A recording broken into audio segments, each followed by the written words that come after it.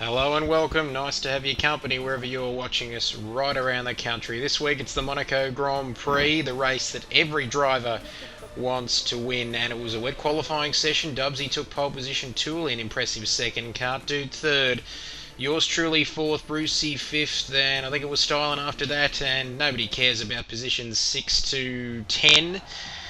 Once again, this man dominated and got the job done when he needed to. If you like disaster shows, folks, then stick around because the next 6 or 7 minutes is going to be an absolute nightmare if you're a Kid Buyers fan. Turn away now.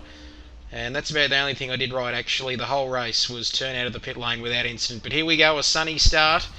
Rain was threatening. Like I said, it was a wet qualifying session. Cartoon, my illustrious teammate, there's the troublemaker himself, Kid Buyers. But what an eventful Monaco Grand Prix this is going to be.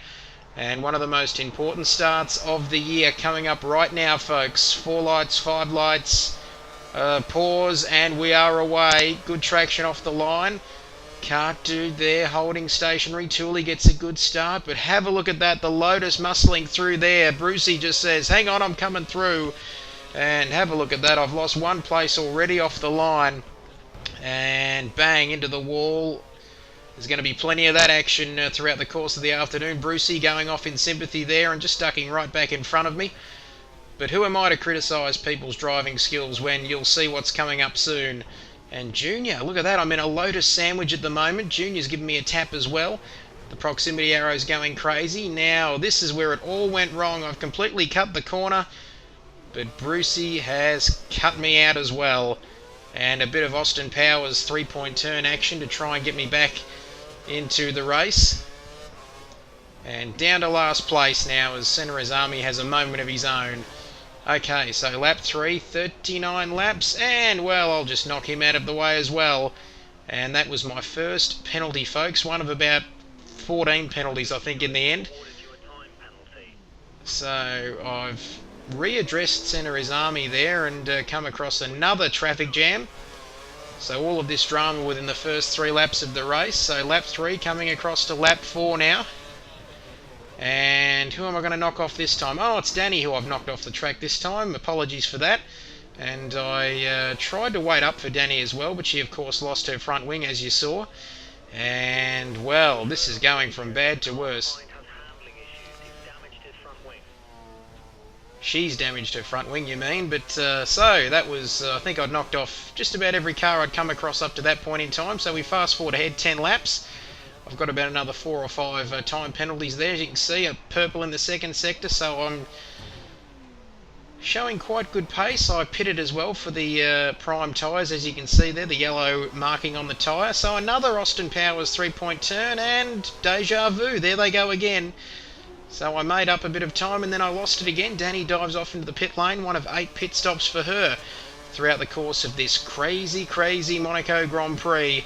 I was thinking about putting some backing music in like Kylie Minogue's I'm spinning around, I'm crap at this track, I'm hitting off everyone 'cause I can't drive around here. Whoa. Oh, I can't sing either. I can't drive around here, I can't sing. How terrible is that? So I'm off to harass Senator's Army once again, lap 16.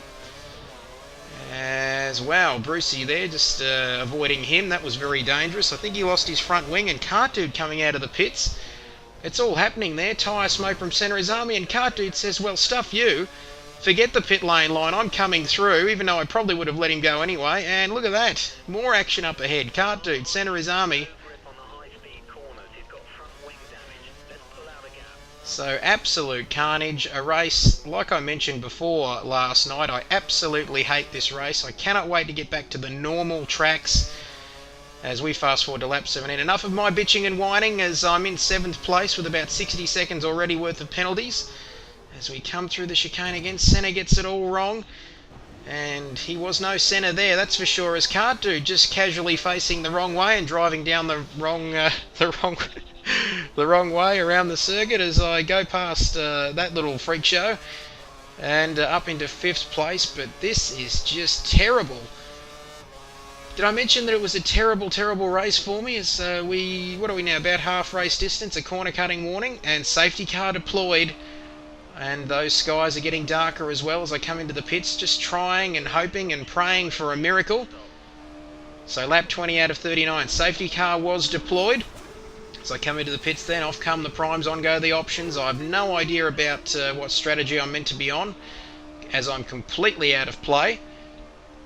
And like I said, hoping for someone upstairs to help me out and perform a miracle. Now I've crossed the pit lane line. Is there anything I can do right?